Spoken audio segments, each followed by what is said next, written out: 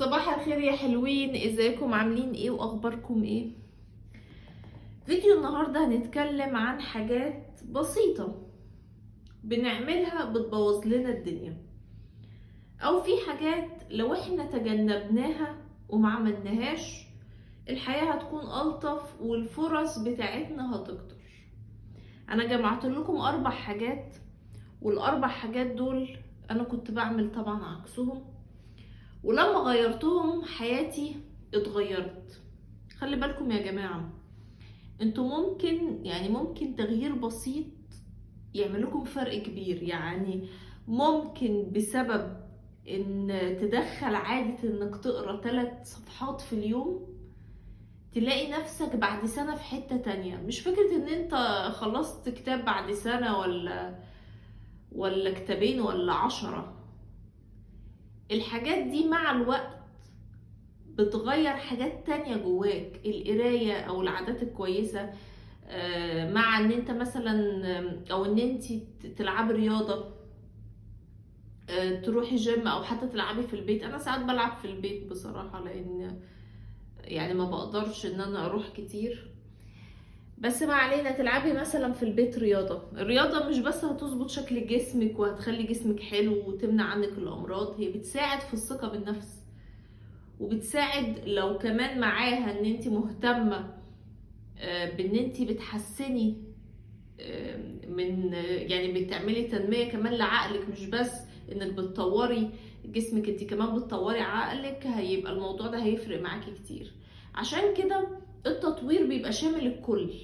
يعني انا مش بهتم بس يعني مثلا ايه بايه ان انا اصبغ شعري او ان انا اعمل ماسك لشعري وابدا ارطبه واهتم بيه، او ان انا مثلا ايه اجرب لفات طرح جديده لا، انا بهتم بشكلي وبشرتي وكل حاجه، وبهتم بجسمي، احسن من اكلي، بهتم ان انا العب رياضه، بهتم ان انا اقرا حاجات، بهتم ان انا اسعى ان انا اطور نفسي في مثلا مشاكل بتحصل لي متكرره معايا، ما بعرفش اتعامل مع ناس، ما بعرفش اعمل اصحاب، فابتديت اقرا وافهم عن الموضوع ده لحد لما يعني حياتي بتبدا انها تتظبط. التغيير مهما كان بسيط ما تستهونوش بيه. طيب هقول لكم بقى على الحاجات اللي احنا بنعملها وبتبوظ الدنيا معانا. اول حاجة طبعا المقولة الشهيرة بتاعت fake it till you make it، يعني خليك مزيف في حاجة لحد لما تبقى شاطر فيها. واحنا بقى ايه واحنا بنفيكت بلاش افوره. يعني وانت بتبقى بتدعي الحاجة لحد ما تبقى شاطر فيها ما تأفورش وما تأفوريش. يعني مثلا الاقي بنات عايزة تعمل ان هي شخصيتها قوية، حلو جميل، ده مش معناه انك تأفوري وتبقي دايما كده ايه الشبح الشديد القوي، لان ده معناه افورتك في ده، معناه ان دي حاجة انت بتبيني ان هي مش عندك. لان هي لو عندك كنت مكتفية بيها مش هتبقى عايزة تأكدي للناس على فكرة انا قوية، على فكرة انا قوية، على فكرة انا قوية. لا، انا مش محتاجة ده. في كمان حاجة تانية، الشخص اللي عنده الصفة دي اللي موجودة فعلا عنده هيعرف ان هي مش عندك. عارفين انتوا الناس اللي هي بتجيب شنط اصلية، ماركات اصلية، دايما بيعملوا فيديوهات ان هما بيقابلوا بنات جايبة شنط كوبي وتقليد، وهما بيبقوا يعني فاهمين في الفرق لان هما اشتروا حاجات اصلية كتير. فخلاص بقى من كتر ما هو عارف ان دي اصلية ودي لأ، فخلاص بقى مجرد النظر. وانتي لو شاطرة في حاجة من التعامل، يعني مثلا انت شاطرة مثلا مهندسة ديكور، هتلاقي نفسك وانتي بتتكلمي مع حد في الشغل بتاعك وكده ما بتكمليش 10 دقايق بتعرفي هو شاطر ولا لا، ولا هي شاطرة ولا لا. انا مثلا في الشغل بتاعي في البرمجة بتعامل مع شخص بقول له مثلا في كده كده بيشتغلوا مع بعض ولا لا، ازاي بتظبط ده. يعني من اجابات معينة بعرف لو كان هو فعلا شخص يعني جامد في المهنة ولا بيدعي وخلاص. وقيس على ده وقيسي على ده حاجات كتير. عشان كده ما تأفوريش وما تأفورش وانت بتدعي حاجة لحد ما تبقى عندك. لا، داري عليها، داري عليها وخليها تطلع بالمعقول. بلاش تبقى بتأفور، لان في ناس ممكن تكون لئيمة شوية تسحبك للحتة بتاعت الأفورة وتثبت لك ان انت مش قوي ولا حاجة، ووقتها انت هتحس بان هو خلاص الناس كشفتني ومعرفش ايه واحنا بنفكت ما نبقاش بنأفور، خليها في حدود العادي. بلاش ان احنا نبقى بنعمل الحوار زيادة عن اللزوم. تاني حاجة، ودي نصيحة مهمة جدا، في ناس كده بتحب تختار تبقى في دايرة اقل منها عشان هما يبقوا النجوم، ودي هتلاقوها في الاغلب عند بنات. يعني تلاقي بنت كل اصحابها ناس في الاغلب مثلا ولاد، عشان دايما هي تبقى النجمة اللي هي البنت الوحيدة واللي بتتدلع واللي بتقلها انتي جميلة، وده بيمدحها وده بيمدحها عشان خاطر بس هي تبقى يعني تخليهم في الدايرة بتاعتها والكلام ده. او حتى لو اصحابها بنات بس تبقى حاطة معايير معينة هي في دماغها مش بتقولها طبعا، ان مثلا لو واحدة احلى منها لا، اذكى منها لا، وفي الاغلب احلى منها لا. يعني ما تبقاش في الدايرة بتاعتي، انا عايزة اكون انا النجمة. وبرضو موجودة الحتة دي عند الرجالة، بس هي ما بتبقاش موجودة يعني في الرجالة مع البنات. يعني حتى لو الراجل هيبقى عايز يبقى في دايرة اقل هيبقى مهتم ان هو يبقى معاه بنات، لان البنات بقى هتعلم الصورة بتاعته ان هو بقى مثلا بيعرف بنات وبقى ايه الواد الشقي والكلام ده. لكن البنات لا، هيبقى عندهم الحتة بتاعت ان انا عايزة الكل يبقى اقل. طبعا انا مش بقول ان البنات كلها كده لان انا من البنات، بس في بنات عندها يعني الطريقة دي في التعامل مع الناس، وعددهم مش قليل. عدد البنات دول مش قليل، عددهم كبير. هقولك على حاجة، طول ما انت في دايرة اعلى منك فرصك في كل حاجة بتزيد. صدقيني، اركني موضوع الاحلى والاجمل والاشيك وما تفتكريش هي النجمة وهي اللي مغطية عليكي وهي اللي معرفش ايه. كل ما كنتي في دايرة وبتصنعي دايرة في حياتك في ناس مميزة عنك، انتي بتعلي من فرصك وبتطوري من نفسك بشكل اسرع. البنت الحلوة قوي دي بيجيلها فرص في التعامل مع الناس احتمال ما تجيلكيش مثلا. استفادي من الموضوع ده، اعرفي ناس اذكى. مفيش مشكلة ان حد يبقى اشطر منك واجمد وبيبين ان انتي مش شاطرة، مش مهم، مش مهم، بين، خلينا استفاد منك. حد اغنى، ما تتكسفيش ان انتي تعرفي شخص اغنى منك، ايه المشكلة؟ بس ما تبقيش عندك نظرة دونية لنفسك، لا. لكن الدايرة الكبيرة بصلها ان هي فرص اكتر. صدقيني الموضوع مش يعني، انا دايما بقول الموضوع ده بس الناس مش بتصدقني، ان موضوع الشكل والجمال والحاجات دي حتى لو بيجيب لك فرص بس مش معناه ان هو بيضمنها لك. انت محتاجة ان انت او تتعلمي ان انت تقفشي في الفرص اللي بتجيلك. فانت خدي من دي او من ده حتة الفرص ان هما بيجيبوها او هيبقوا سهل ان هما يجيبولك الفرصة، بس انت عرفي اقفشي فيها. والعلاقات مع الناس مهمة، والعلاقات مع الناس الافضل منك في حاجات حلوة. لما تلاقي واحدة بتعرف تتكلم قربي منها، بتعرف تشد الانتباه من غير ما تأفور وتبقى سخيفة، قربي منها. واحدة اذكى في حتة، قربي منها. صدقيني، اركني موضوع الغيرة على جنب، هتكسبي والله، هتكسبي كتير. لو انتي مثلا شايفة ان هي واحدة بقى ايه حلوة وهتاخد مني اللقطة، وهقولك ان اللقطة مش دايما. صدقيني مش دايما، واي حد الناس بتزهق منه، الا الشخص الذكي في التعامل مع الناس وبيعرف يصطاد الفرص. وده هتلاقيه حواليكي كام واحدة وكام شخص حلوين وحياتهم خربانة.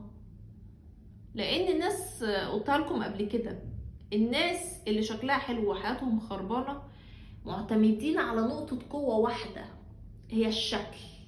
ونقطة القوة لو نقطة لوحدها انت شغال عليها مهما كانت قوية عندك بتتكسر. لو الشكل، لو الذكاء، لو الفلوس، لو انت معتمد على دي لوحدها هتبوظ. طبعا الفلوس عشان يعني ما تتكسرش بسرعة انت محتاج تبقى ايه، مهما تسحب في فلوس وتسحب في فلوس ما بتخلص. يعني محتاج تبقى ابن يعني ايلون ماسك عشان يبقى الموضوع انت معتمد عليه كليا على الفلوس. وحتى كمان ممكن شخص يجيله مرض والفلوس ما تعملوش حاجة مثلا. بس ما علينا، عشان يعني ما نتعمقش المواضيع تانية. خليكي في الدوائر الافضل، خليكي في الدوائر الافضل، وخليكي ناصحة وخدي الفرص واعرفي ازاي تحافظي عليها، واعرفي ناس تطور منك. بلاش بقى الصداقات اصل دي طيبة واللي في قلبها على لسانها ودي كانت عشرة عمري. انا مش بقولك قطعيهم، بس لو شخص ما بيتطورش وواقف مكانه هتبقي زيه او زيها طول ما انتي قريبة منه. ايه تاني؟ في نقطة بس عايزة اقولها على الموضوع ده. عشان الناس الافضل منك تعرفك على ناس او تخليك في الدايرة بتاعتهم، لازم تكوني طبعا بتطوري من نفسك انتي، او انت بتطور كويس جدا من شكلك ومهتم بشكلك، مظهرك، ريحتك، طريقة كلامك، اسلوبك، وشاطر وبتعرف ازاي تجيب فلوس، مستواك الاجتماعي بتحاول تحسن منه. كل الباكج ده زائد انك وانت بتتعامل مع الاذكى منه بتديله وضعه او الاحلى او الايا كان. يعني بتبين ان انت مش غيرانه منها، لا انت عاجبك ان هي حلوه مفيش مشكله تمدحيها، انت عاجبك انها اذكى، انت عاجبك ان هو ذكي، انت عاجبك ان هي مجتهده اكتر، وهكذا. ما تبقوش الناس اللي هي بتغير وتفتح كاميرا وفيديو زي ما بنشوفهم على التيك توك. لا اصلا انا كنت قدمت في الشغل وجت بنت حلوة وهي حمارة وما بتفهمش خدت منك الشغل طيب خليكي ناصحة. يعني هي واحدة جات لها فرصة مثلا بسبب شكلها، وماله اعرفها، اتعرف عليها وانا في شغلي وانا مهتمة بنفسي وانا بطور من حالي ومن حياتي وكل حاجة. جمالها وشكلها اللي اداها الفرصة ده، يعني لما اكون قريبة منها هاخد من المميزات اللي عندها. فاهم حاجة ان واحنا بنتعامل معاهم نكون ناس لطيفة. مفيش مشكلة ان انا ابين لها ان هي جميلة او ان هي ذكية او ان هو جامد، او انت برضو كراجل تبين ان هو ايه، انا مش غيرانه منك، انا مش بغير، انا مش بكره لك الخير. وقتها الناس دي هتقدر وجودك وهتحس ان هي عايزه تعرفك على الناس وعايزاك تبقى موجود حواليهم، واللي هو حلو، الناس دي قلبها طيب، البنت دي طيبه. النقطه اللي بعدها الحته بتاعت الثقه بالنفس. الثقه بالنفس يا جماعه بتطلع وتنزل، بتطلع وتنزل، مش ثابته. بس طول ما انت بتشتغل عليها، وانا هقول لكم انا عملت قائمة فيديوهات عن الثقة بالنفس هتلاقوها عندي، اتكلمت يعني بما فيه الكفاية. الثقة بالنفس عشان تكون عندك او عشان تكون عندك محتاجة انك تتعودي انك في التجارب بتاعتك مفيش مشكلة ان انت تغلطي وتتعلمي. يكون عندك شجاعة ان بغلط بتعلم. حضرتك بتضحك، حضرتك بتضحكي عليا، طيب اوكي تمام هكمل. هنا بتيجي الثقة بالنفس. لكن غير كده مفيش. طبعا الاساس بتاعها الاهل 100%، بس لو الاهل ما عودكمش على الثقة بنفسكم، صدقوني تقدروا تبنوها من الصفر لفوق. وده يعني انا بنيت ثقتي بنفسي بشكل كبير. المهم الثقة بالنفس بتطلع وتنزل. لو نزلت عادي، ما تفتكرش ان هو ايه ده انا كنت فاكر نفسي عندي ثقة بنفسي دلوقتي مفيش، يا لو ده انا كنت مخدوع في نفسي. لا، انت مش مخدوع في نفسك ولا حاجة، ولا انت مخدوعة في نفسك. هي بتطلع وتنزل، مش ثابتة، مش خط ثابت، احنا بشر. وفي ظروف بنتحط فيها، يعني بيتم الضغط علينا في مواقف معينة، بتبقى يعني تحت تأثير معين، ممكن الثقة بالنفس تنزل. لكن طول ما انت شغال على نفسك، طول ما انت عرفت تبني ثقة بالنفس بشكل كبير، فانت عارف كده كده الخطوات، لان انت بنيتها فوق، فهتعرف تاني تطلع فوق. لكن اللي ما عندوش ثقة بنفسه ده، اللي بيقع بيبقى الموضوع صعب قوي عشان يطلع تاني، او عشان يطلع اساسا.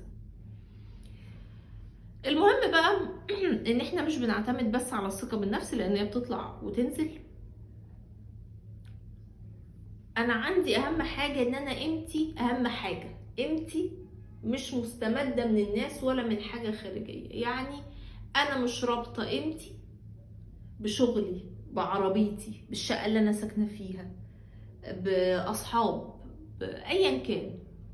انا قيمتي مستمدة من وجودي. انا شايفة انا موجودة، استاهل ان انا ارتبط بشخص كويس، استاهل ان انا حياتي تبقى احسن، استاهل ان انا اتبسط، استاهل الاقي فرص احسن، استاهل اكون غنية، استاهل ان انا انجح مثلا.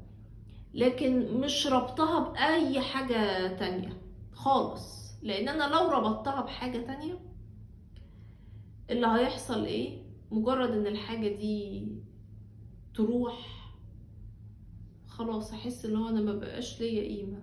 عارف، في ناس بتنهار بعد مثلا تلاقيهم خسروا في البورصة، تلاقي واحد انتحر. مش ده بتشوفوه؟ واحد قتل عيلته وانتحر.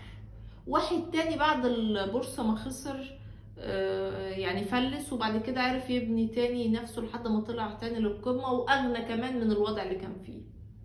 ليه؟ ده رابط نفسه. طبعا هو ده مش السبب الوحيد، بس من الاسباب. ده رابط قيمته اللي هو ايه؟ لا، انا بنجح، بس انا يعني ناجح في البورصه وشخص معاه فلوس كتير. فايه اللي حصل لما الدروب وقع؟ خلاص انا حاسس ان انا ماليش قيمه، فعيالي هيشوفوني ماليش قيمه، لا اقتلهم. بس على العموم، عشان برضو الموضوع ده عايزه اتكلم فيه، يعني موضوع القتل. اي حد بيقتل هو جواه يعني انتوا عارفين ان القتل ده برضو بيبقى احيانا جينات بتتورث. في ناس بيتولدوا مجرمين. عشان كده الانسان، او خصوصا الاطفال، لو ليهم سلوك مش طبيعي لازم يتلحقوا عند خبير مختص، دكتور مختص او معالج، عشان يلحق الكوارث دي من انها تكبر. اي شخص بيقتل دوافعه في الاغلب هتكون ان هو عايز يقتل، بيحب القتل، بيحب العنف، بس بتبقى مصحوبة بشيء تاني. يعني واحد قتل عشان خسر فلوس، ده برضو كان بيستمد قيمته من الفلوس ومن المستوى المادي، ومش عايز الناس تشمت فيه والكلام ده، مع ان هو عنده ميول اجرامية ان هو يقتل الناس والكلام ده. واحد مثلا قتل بنت رفضته، هو عنده ميول ان هو يقتل، زائد ان هو متربي على حتة ان هو اعلى من البنت، والبنت ما ينفعش تقول له لا، وازاي معرفش ايه، فيروح يقتلها. فهو بيبقى جواهم ميول للعنف والقتل، زائد فيه حاجات تانية. اخر حاجة بقى، دلوقتي مثلا انا واخده حد قدوه، حد عاجبني في حاجه، فاروح اعمل ايه بقى؟ تعالى يا فلان، بس هاتيلي قصه شعرك، هاتيلي حياتك عامله ازاي، انت بتشتغلي ايه، خلاص انا اسيب الكليه اللي انا فيها واروح زي الكليه اللي فيها البنت القدوه ليا، ونفس قصه الشعر، نفس اللبس، نفس طريقه الكلام، نفس الحياه الشخصيه. طب ما يمكن هي مش مناسبه ليكي في جوانب تانية. يعني ايه؟ يعني دلوقتي انا بحب واحده، يمكن انا بحب طريقه كلامها، لكن انا مش عاجبني مثلا اختياراتها في الرجاله. هي عندها اختيارات مختلفة عني، مش عاجبني يعني شكلها، الستايل بتاعها مش عاجبني. ان انا مثلا ابقى معجبة بواحدة من الناحية العلمية او في شغلها وصاحبة شغل وعندها شركة برافو وباين عليها مديرة قوية وبتعرف تشتغل تكبر الفلوس، لكن في حياتها الشخصية مش عاجباني. الحاجات دي بتيجي يعني نتيجة ايه؟ تقديس الشخص. انا شايفة شخص مقدس، فهو كل الجوانب اللي فيه لازم هتكون بيرفكت؟ لا. في يقيس على ده ناس كتير، ناس كتير، ممثل او ايا كان مين يعني، تلاقيه عاجبك في حاجة ولكن في حياته حاجة تانية زفت. او مش شرط ان هو يكون زفت، احتمال يكون شخص يعني كويس، بس انا مش لازم اخد الناس يعني اخد كلامها بالشعر انفذه في حياتي. انا حتى بقول لكم في الفيديوهات في مثلا حاجات انا مريت بيها وازاي بتعامل مع الناس، بس مش كل الحاجات انتوا لازم تاخدوا بيها. في حاجات هتكون مناسبة ليكوا، وفي حاجات مش مناسبة لشخص تاني شخصيته مش شبه شخصيتي. بس احنا الاتنين متفقين ان الناس دي ليهم طريقة في التعامل معينة، بس كل واحد بيتعامل بطريقة شبهه اكتر. او انا عندي الجراءة ان انا اعمل حاجات غيري ما عندوش الجراءة ان هو يعملها. حتى انا لما حد بيسألني عن حاجة بقول له اكتر من حل، بقول له حل انا بعمله، وبقول له حل لو انا حسيت ان هو مش هيقدر يعمله فيكون سلمي اكتر مثلا، او على حسب طريقة طرحه للمشكلة. بفهم هو يعني شخصيته عاملة ازاي او عايز حل يكون عامل ازاي. لكن الناس مش واحد، ما اقدرش برضو الغي شخص يعني حاجات كويسة عملها عشان حاجات شخصية برضو تانية. لان الحاجات الكويسة لو الشخص عملها وانا استفدت منها او البشرية استفادت منها، خلاص محدش مهتم بحياتك الشخصية. بس انت ليك كشخص انت ما تقدسش الناس، ما تخليش الناس مقدسة بالنسبة لك. هما مش آلهة ولا أنبياء، يعني هما ناس ليهم أخطاء. وانت بتحب الناس وانت بتحب الناس مفيش مشكلة تحبيهم، بس خدي الحاجات اللي شبهك، خدي الحاجات المناسبة ليكي. وبس كده فيديو النهاردة، واشوفكم على خير.